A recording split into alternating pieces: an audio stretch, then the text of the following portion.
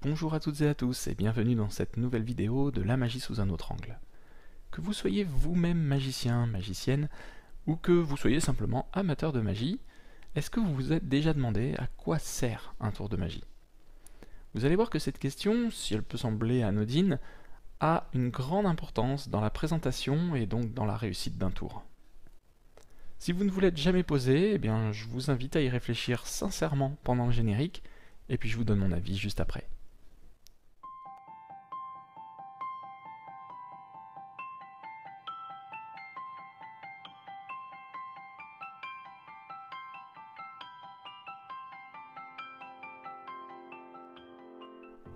Avant d'essayer de répondre à la question, je tiens à vous préciser que tout ce que je vais dire dans cette vidéo n'engage que moi.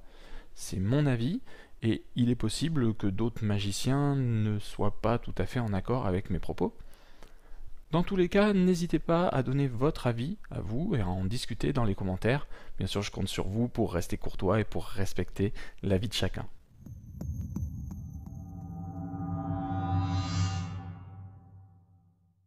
Quand on est magicien, je pense qu'il est important de se poser cette question pour analyser le rapport que l'on a avec la magie. Pourquoi fait-on de la magie? Pour quelles raisons? Que cherche-t-on à apporter au spectateur?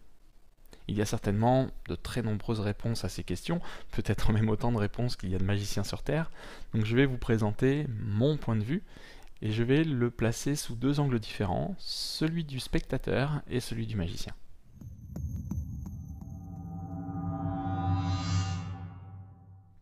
À quoi sert un tour de magie pour le spectateur? Qu'attend-il à l'issue de ce tour? Est-ce qu'il cherche à être bluffé? Est-ce qu'il cherche une énigme à résoudre en essayant de percer le secret? Ou est-ce qu'il attend autre chose? Fermez les yeux un instant et essayez de vous souvenir du tour de magie ou du spectacle de magie qui vous a le plus marqué. Si vous êtes magicien ou magicienne, c'est peut-être ce tour-là qui vous aura donné envie de faire de la magie. Vous avez un tour en tête? Maintenant, essayez de vous souvenir de quelques détails précis sur son déroulé, des sensations que vous avez ressenties à l'époque en le voyant. Vous y êtes? Vous pouvez rouvrir les yeux. Il y a de fortes chances pour que vous ayez vu ce tour en étant enfant. En tout cas, ce tour vous a marqué parce qu'il vous a apporté des émotions. Il était peut-être poétique ou très visuel, ou bien vous étiez peut-être dans un contexte émotionnel qui fait que vous avez été particulièrement sensible à ce tour de magie-là, à ce moment-là. Dans tous les cas, l'émotion ressentie, qui peut être de la surprise, de la joie, de la tristesse, de l'émerveillement, peu importe, c'est cette émotion qui fait que le tour vous a marqué. Et je pense que c'est vers ça qu'il faut tendre. En soi, le spectateur amateur de magie ne cherche pas forcément à être bluffé. Il veut avant tout ressentir des émotions. Il veut oublier ses problèmes, passer un bon moment et se divertir. On compare souvent un tour de magie à un film, mais c'est souvent pertinent. D'ailleurs, la prestidigitation et le cinéma sont fortement liés, mais bon, c'est une autre histoire. Mais finalement, on va rarement voir un film pour être bluffé par les effets spéciaux, par exemple. On le sera peut-être après coup, mais si on va voir le film, c'est généralement avant tout pour son histoire, pour se divertir et se changer les idées.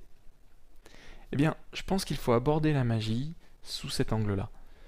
Comment présenter un tour de magie pour divertir ses spectateurs, pour leur changer les idées, et pour leur faire passer un bon moment tout simplement. Donc, je pense que le but ne doit pas être de les bluffer, au sens de les épater. Vous voyez, moi j'arrive à faire ça alors que vous ne savez pas le faire. Mais plutôt de leur apporter des émotions, de les émerveiller en fait. Il ne faut pas oublier que faire de la magie, c'est rendre l'impossible possible. Et ça a toujours fasciné l'homme. Donc il faut, à mon avis, appuyer là-dessus. C'est-à-dire que le magicien fait naître des miracles dans ses mains, et bien ces miracles doivent être mis en valeur pour apporter de la magie au spectateur.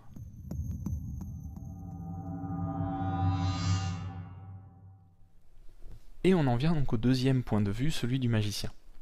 À quoi sert un tour de magie pour le magicien? Que lui apporte-t-il? Et la réponse à cette question va beaucoup influencer l'attitude du magicien et donc l'impact de ses tours. Est-ce que vous pensez qu'un magicien doit présenter des tours pour prouver qu'il sait faire des choses impossibles? Ou est-ce qu'il doit au contraire s'effacer pour mettre en avant les tours qu'il présente? Vous vous doutez de ce que j'en pense, bien sûr. À mon avis, il doit bien sûr s'effacer, se mettre en retrait, pour laisser toute la place à l'essentiel, c'est-à-dire aux tours et aux effets magiques qu'il présente. Si vous faites de la magie dans le but de vous mettre en avant, de prouver aux gens que vous savez manipuler les cartes ou les pièces par exemple, ou globalement pour vous mettre en situation de supériorité vis-à-vis de vos spectateurs, eh bien je pense que vous faites fausse route. Vous ne créerez que de la frustration, peut-être même de l'agacement chez vos spectateurs, et je pense pas que c'est ce que vous recherchez. Alors, bien sûr, pour faire de la magie, il faut aimer se mettre en avant, il faut aimer attirer l'attention, mais disons qu'il ne faut pas le faire dans ce but. Pour en revenir à votre tour préféré, celui qui vous a marqué et que vous vous êtes remémoré tout à l'heure, essayez de vous souvenir maintenant de l'attitude du magicien. Est-ce qu'il se mettait en avant? Est-ce qu'il avait une attitude de supériorité vis-à-vis du public? Je suis sûr que non. Je pense qu'à mon avis, il était bienveillant avec les spectateurs et il appuyait l'attention sur les effets magiques et non sur sa dextérité à lui. Peut-être même que pour certains, il faisait comme s'il subissait la magie au même titre que les spectateurs. Avec ce genre d'attitude, les spectateurs ont moins tendance à chercher le truc. Ils vont vraiment plus facilement se laisser emporter par ou avec le magicien dans le tour. Donc du point de vue du magicien, le tour de magie qu'il exécute doit simplement lui apporter la satisfaction d'avoir diverti son public, de l'avoir emporté avec lui dans un univers magique, irréel, où l'impossible se produit, et où il va subsister un doute. Le spectateur sait pertinemment qu'il y a un truc, mais pourtant, pendant quelques secondes, il aime bien se dire que peut-être il n'y en avait pas. C'est ce genre de paradoxe qu'il faut essayer d'atteindre. Bien sûr, ce n'est pas facile, mais l'attitude du magicien et sa façon d'aborder la magie jouent un rôle primordial dans le ressenti de ses spectateurs. Bien sûr, le débat reste totalement ouvert, hein. Vous pouvez indiquer dans les commentaires si vous êtes d'accord ou pas d'accord avec ce que j'ai dit dans cette vidéo. Vous pouvez aussi indiquer à quel tour vous avez pensé, le fameux tour qui vous a marqué. Je serais intéressé de lire dans quel contexte vous l'avez vu, est-ce que c'était à la télé, dans un spectacle, qui l'avait fait, qu'est-ce qui s'y passait. Ça pourrait être vraiment intéressant de lire ce genre de choses. N'oubliez pas de partager la vidéo sur tous vos réseaux sociaux, c'est vraiment une très bonne manière pour faire connaître la chaîne. Sinon, bien sûr, vous pouvez liker la vidéo, vous abonner, activer la cloche de notification, tout ça vous connaissez par cœur. Je vous remercie encore pour votre fidélité et je vous dis à très vite pour la prochaine vidéo de la magie sous un autre angle.